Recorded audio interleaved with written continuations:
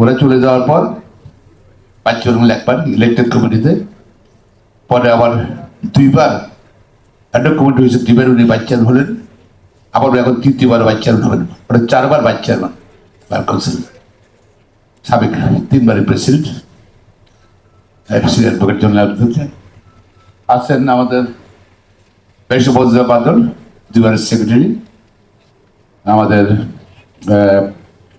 রাশিদ বর্দি 3বারের নির্বাচিত, তিনবার নির্বাচিত হয়েছেন।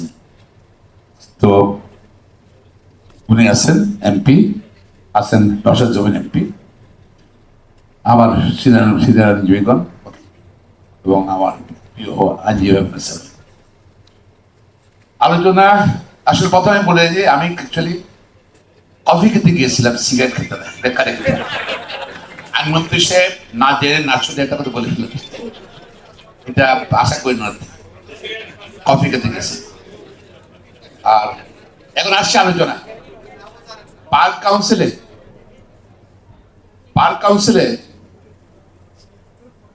আমি স্কুল বার অ্যাসোসিয়েশনে যেটা বললো, আমরা আসলে সবাই কিন্তু কসমেটিক নিয়ে আলোচনা করি, কসমেটিক্স। যেমন আমরা পার্লারে যাই না, অরিজিনাল চেয়ার কিন্তু আর থাকে না, হ্যাঁ, ডিফারেন্ট হয়ে যায়।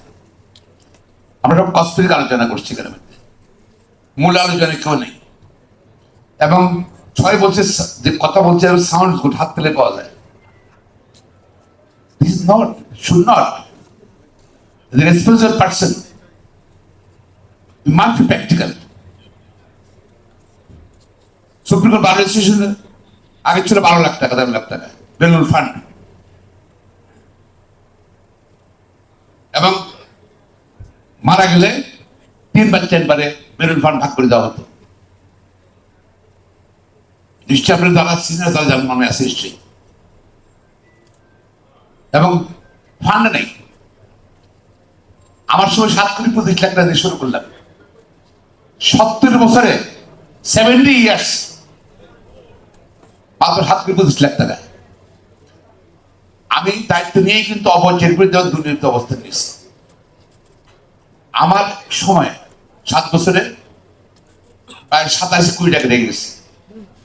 70 ইয়ার্সে কত 7 কোটি টাকা, আর আমি 7 বছরে 86 কোটি টাকা গেছি।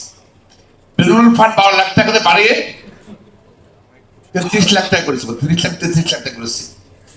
নতুন স্কিম করছি, 35 বছর উপরে হলে বা সুপ্রিম কোর্ট বারের মেম্বার হলো, আপনি ওকালনামা কিনছেন 70% বেলুন ফান্ডে, আপনি সিট ভাড়া দিচ্ছেন, বেলুন ফান্ড টাকা যাচ্ছে, কেউ কিছু পেত না, কেউ কিছু পেত না। 35 বছর ধরে আমি জেলে, এবার 2014 সালে জেলে ঢুকলাম। কয়েকজন আইনজীবী এখানে যাওয়ার আগে দেখলাম যে মানুষ অনশন করতেছে জেলে। আমি থাকবো 4 দিন শুধু চিন্তা করেন কি করা যায় নাকি, নামও ঠিক করলাম balloon fund, contribute balloon fund. এবং এসে তখন একটা সাব কমিটি করে দিলাম, সেই রিপোর্ট দিল, জেনারেল মিটিং গেলে অ্যাপ্রুভ করলাম। সেই বেলুন ফান্ডও তারা এখন পাচ্ছে কত 50-55 লাখ টাকা করে মাত্র ইয়ারলি অ্যাড হচ্ছে। তারপর আপনার ইয়েতে এই জেনারেল বেলুন ফান্ডও তার 60-55 টাকা অ্যাড হচ্ছে।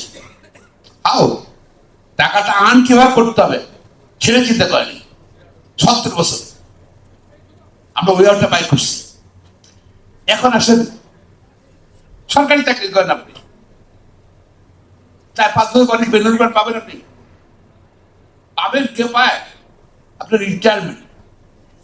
আর এখানে প্রফেশন তো আসি, তাই আপনার তো যা জমা দেবেন, আপনি যা বেলুন ফান্ড জমা দেবেন, আপনি আপ টু 95% লোন নিতে পারবেন কারো অসুবিধা হলে। আপনার কন্ট্রিবিউশন যা আছে ওখানে তো আমরা অন্য জায়গাতে ইনকাম করতেছি, ইনকাম করে এই আপনার বুথ ভাড়া দিচ্ছি, এটা ভাড়া দিচ্ছি, ওখানে ইনকাম করে সেখান থেকে আমরা আপনার রিটায়ারমেন্টের পরে টাকাটা পাবেন।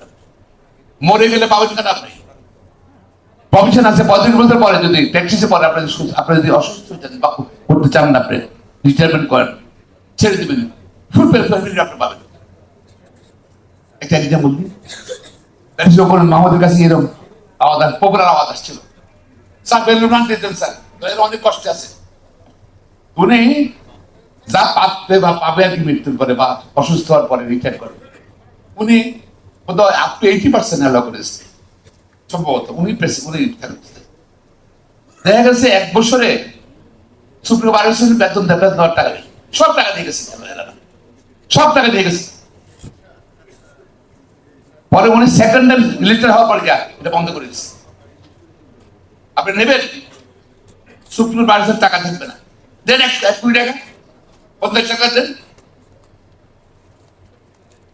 বুঝতে পারেন। কিন্তু আমরা ট্রাস্টি, আমরা যারা দায়িত্বে আছি 1 বছর ট্রাস্টি আর ট্রাস্টিস। আপনি একটা এক্সাম্পল দিই, করোনার সময় হ্যাঁ অনেক লোকের অসুবিধা ছিল অর্থনীতি, আমরা কি করলাম পপুলারিটির জন্য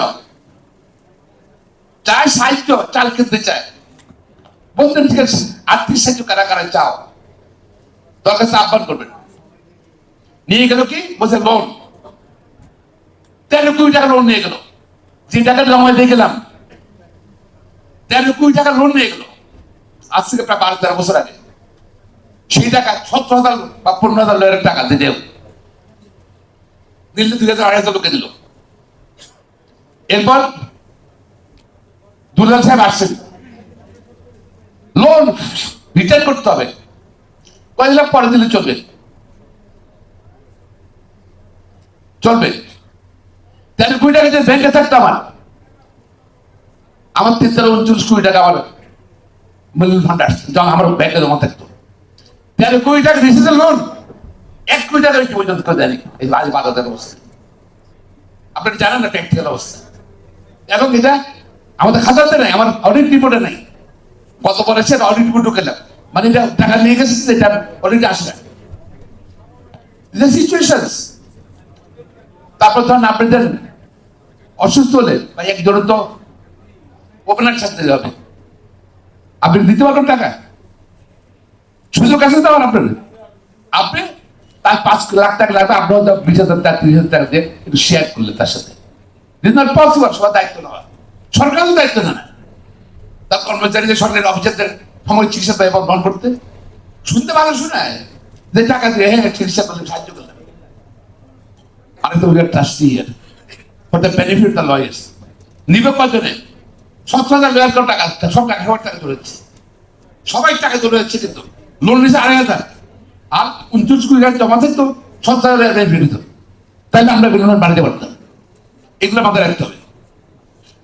আর সেটা হলো আমি জানি না সিদ্ধান্ত সবাই হতে পারে, এই সমস্যা মানে আছে। আছেন বার কাউন্সিল নেয়, বার কাউন্সিলে একটা আইন করছে, আমরা দেখলাম কোন মাহসুন সাহেব সামনে মেজরিটি পেলাম, ছিলেন উনি বার করছেন, উনি কি করলেন মনে করছেন তো বিএনপি সব লোক মেম্বার করে ফেলবো, উনি আইন করলেন যে অ্যানুয়াল কমিটিতে বিচারপতিরা থাকবে, বিচারপতিরা রাখবে, ডেমোক্রেটিক ক্যারেক্টার নষ্ট চেঞ্জ করে দিল। এবং আজকে কিন্তু জানেন তারা চেনে না কাউরে, পাস করে দিচ্ছে, পারমিশন দিয়ে দিচ্ছে, রিভিউ করতেছে, এমনি করতেছে এমনি করতেছে, তাদের জবাবদিহিতা নাই ভাই। আজকে আমাদের সুপ্রিম কোর্টের এখনো চিন্তা করে না, 7,000 টাকা দিয়ে দিচ্ছে, প্রতি বছরে 5,000 ছাড়া দিচ্ছে, বিমানের সাপ্লাই করছে, চিন্তা করে, বিকজ তাদের তো জবাবদিহিতা নাই। আমরা বার কাউন্সিলে ক্লাবের কাজ করি, ক্যাডারের কাজ করি, আমাদের কোনো ভূমিকা নাই, সব ক্ষমতা কিন্তু ইন্ডিপেন্ডেন্ট বা অ্যান্টি অ্যামেন্ডমেন্ট করেন না, কিন্তু অ্যামেন্ডমেন্ট করে না, করতে চাচ্ছে না। টাইম আসছে এখন, আগে ঠিক আছে যা না কোনো গতিশীল কোনো করে আসলো, এখন তা না, এখন হাজার ছেলেমেয়েরা পড়ালেখা করছে, লয়ার হচ্ছে, এম ইন লাইফ প্র্যাকটিস করা উচিত, এই 30-32 ডেজ করা উচিত। তাহলে বাড়ি দেখা যাচ্ছে আপনার ধরে এবার চলতে থাকবে। প্রায় 60,000 লোক, 60,000 এলএলবি পাস করছে, ফেল করে তারা বিভিন্ন ভালো বাড়িতে কি করতেছে, প্রিভিলেজ করতেছে, ফেল তো করতেছে, পরে দাঁড়া হয়ে যাচ্ছে। দেখেন আজকে সব মামলা আসছে, কিন্তু থ্রো হয়তো জুনিয়র লয়ার, এনরোল লয়ার দেয়, তা অনেকে ব্রোকার হয়ে গেছে, ব্রোকার হয়ে গেছে। এখন অ্যামেন্ডমেন্টের দরকার আছে না?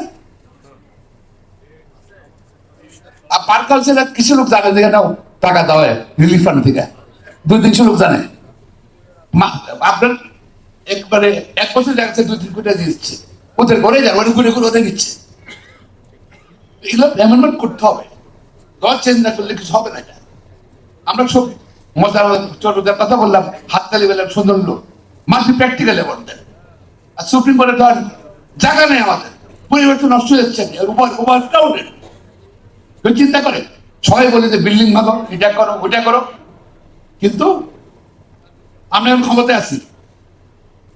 আমাদের তো নেতা হলো জল্লাবদী সাহেব, উনি তো 2টা কমিটির স্বরাষ্ট্র বিষয় মন্ত্রণালয়ের কমিটির চেয়ারম্যান স্বরাষ্ট্রী, আরেকটা আছে বিশেষ কমিটি। সবচেয়ে পাওয়ারফুল উনি আমাদের মন্ত্রীর মধ্যে, আর মন্ত্রী তো আছেই। আসেন না, উদ্যোগ নেন, বার কাউন্সিল অ্যামেন্ডমেন্ট ডেভেলপমেন্ট করেন, গণতান্ত্রিক কাজকে ফিরে নিয়ে আসি, সুপ্রিম কোর্টে বিল্ডিং করার ব্যবস্থা করেন। আর এই চিফ জাস্টিস দিয়ে বলে সন্দেহ, বিবেকের সন্দেহ, উনি মাস্টার প্ল্যান করে এটা পুরো বিল্ডিং ভাঙবো। আমার তো কোথাও সুযোগ আছে, আপনি একটা অফিসে সরাই দেন না, ওদিকে নিয়ে যান, নতুন বিল্ডিং নিয়ে যান, নতুন বিল্ডিং নিয়ে যান, বা আমাদের হেরিং ভবনটা দিয়ে দেন বাবুলে, নাকি?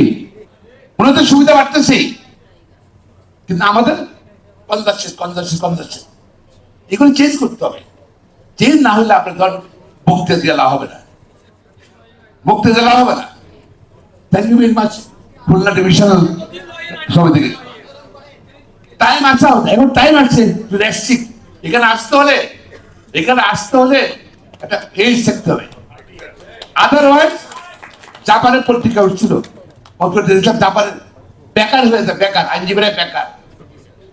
বাংলাদেশে আরেক দুটো পরে বলছেন বেকার ঘুরবো, তার আইনজীবী ঘুরবে দেখা নাই। আমার ডিমান্ডের সাপ্লাই কোনো সম্পর্ক নাই, আমার কত ডিমান্ড দরকার, সাপ্লাই কত করবে ডিমান্ড দরকার।